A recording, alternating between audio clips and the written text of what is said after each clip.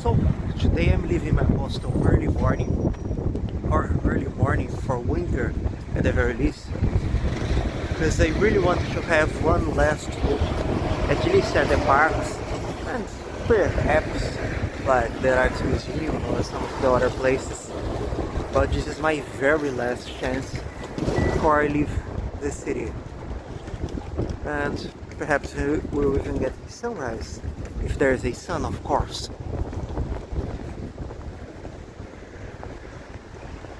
So my initial idea is to go to a park close to here, and then perhaps back once again to the Park, I think that's how it's pronounced, which is closer to the Rijksmuseum, which is where we've been yesterday, but it was dark. I would very much like to see it lit by the sun. Besides, it's very close to the Rijksmuseum, so when it opens at 9 a.m. I'll be right there to see it.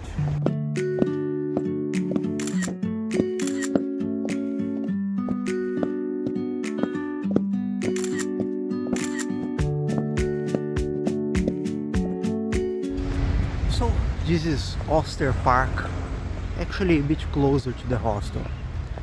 And this is like 9 a.m, supposed to be early morning winter. We will be just getting the sunrise right now, if there was any sun. So overall, I think this trip was an interesting experience. Completely unexpected one. It was planned 3 weeks prior to actually coming here, because it was kind of a trip on business. But I learned a lot from just traveling abroad completely alone for the first time.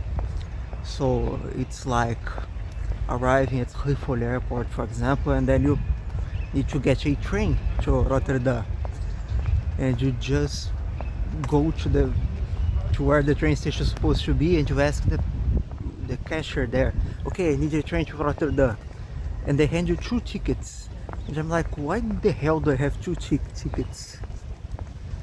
And then, so which way here?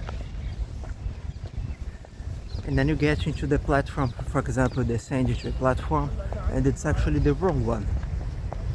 And so you go up again, carry your luggage, the other platform, and then you get to the right platform. And then you enter the train, it's like, okay, so do I have like a market seat, or do I just sit wherever? And the first time I asked an elderly gentleman there, may I sit here? He was somewhat less than direct, not to say impolite, and he was just like, well, I'm sitting here, you sit wherever you want. But it was a really interesting experience, also because I don't speak the local language.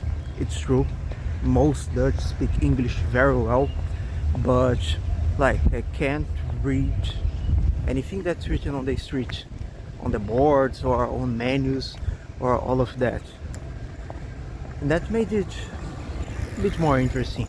I mean, it would have been much worse. It was like a place that had low English literacy. But still, I think I did learn quite a lot here, and we'll see to watch this contact I made on Rotterdam lead. And also, naturally, it was really interesting getting to know the country. I had never been to the Netherlands. I had never imagined coming to the Netherlands specifically, but I really saw a lot of things here. It was nice getting to see the country. It's always an interesting experience. And like I said yesterday, I don't know if it was caught well on video, partially because my tongue was partially frozen, so I wasn't speaking very well, and partially also because it was very dark. But my grandfather used to say while we travel that tourists suffer, and it's absolutely true. It doesn't mean it isn't worth it, but it's definitely not easy. Travels are a great experience, not necessarily an easy one.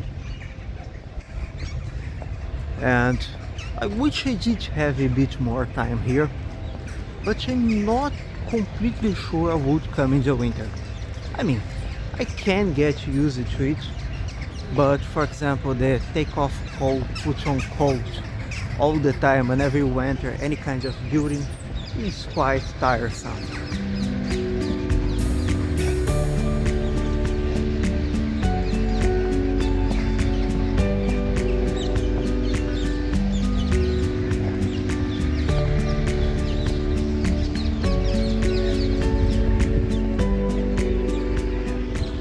And of course, there are all the things I simply cannot show you. For example, of course I did visit the red light district, and it's an interesting experience. It's really weird and a bit surreal. Not because of nudity, I saw plenty of naked women at the hostel, many of them from the inside, and not necessarily because of prostitution, because there is prostitution in most countries of the world. That's not exactly different. But mostly because of the closeness, because of how close they are, just a glass away from you. And they interact with you, like they smile, they make eye contact with you, they signal gesture for you to come closer. And I mean, I couldn't care less for the ones that are just like sitting half naked playing on their phones. But the ones that actually look into your eyes are the ones that make you feel a bit weird for being there.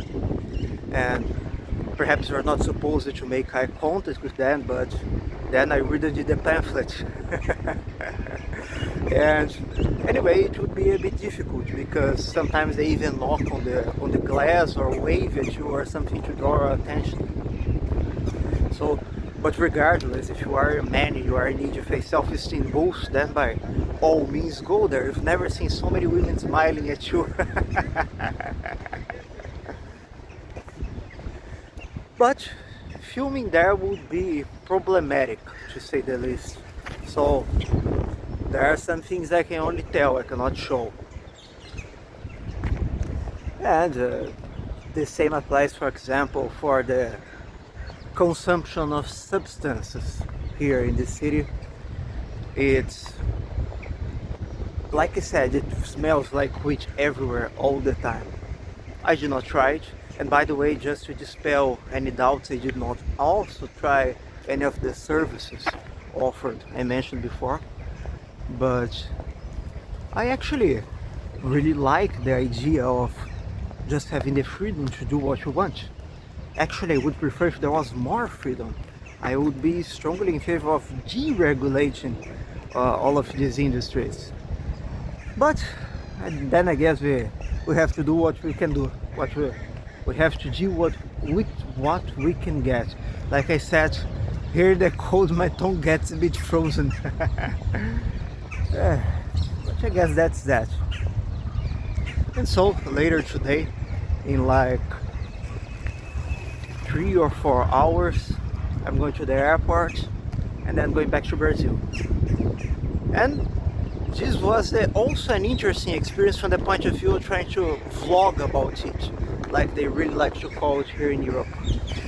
I had never done anything like this, and since I was already here and I already had some knowledge, some experience about YouTube and recording, I decided to try it. And first thing, it was extremely exhausting. You have no idea how tiresome it is. It doesn't really look like it because it's like, well, I'm just traveling, so maybe I record it. Yeah, no, it's not like that. For example, my back really hurts from carrying all the recording equipment. Whenever I go somewhere, I have like power banks, sometimes the hard drive, the gimbal. So I'm always carrying a bag, for example, and considering I've walked like many kilometers here every day, it weighs quite a lot. And also very often when I have like I'm out here in the cold and I have to stop, for example, to see if something is not working with the mic, or to just pull out the gimbal and get it ready. And all the times I'm having to stop to take it out, put it back in, unfold it, get everything sorted out. It is much harder than it seems, but I would do it again.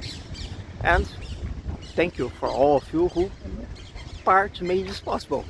After all, if I did not already have a small but decently sized YouTube channel and an Instagram page, I wouldn't have tried this. So let's see how you respond to this specific series, because depending on how it does, who knows if we want to make something similar in the future.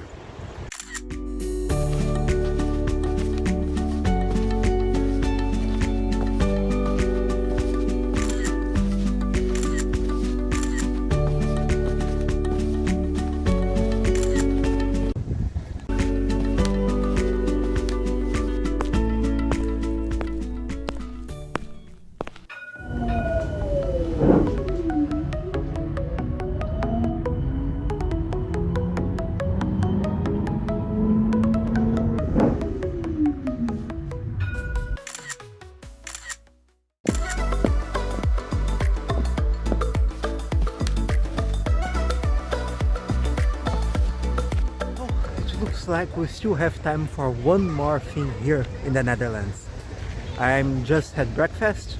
I left the park, took the tram here, had breakfast here in the museum square, and this is the Rijksmuseum. Of course, behind me, I bought a ticket for 10:15, so about 10 minutes away from now. And I'm not even going to record this one because I really have to be quick. Almost like everything on this trip.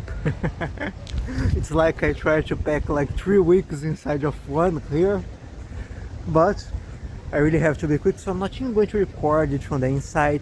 Just have a quick 1.5 hour look, then go straight to my hostel, check out, and probably go to the airport. This is likely the very last video here.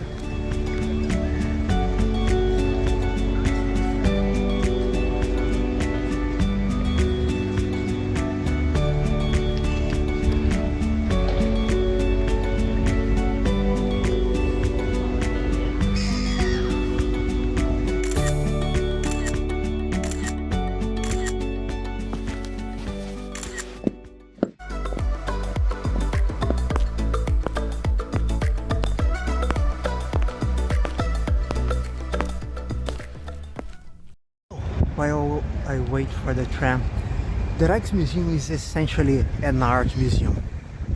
There are some object exhibitions on the ground floor on level 0, which include, like, for example, weapons, cannons, pieces of ship models, but mostly it's a place for paintings and sculptures and a bit of furniture.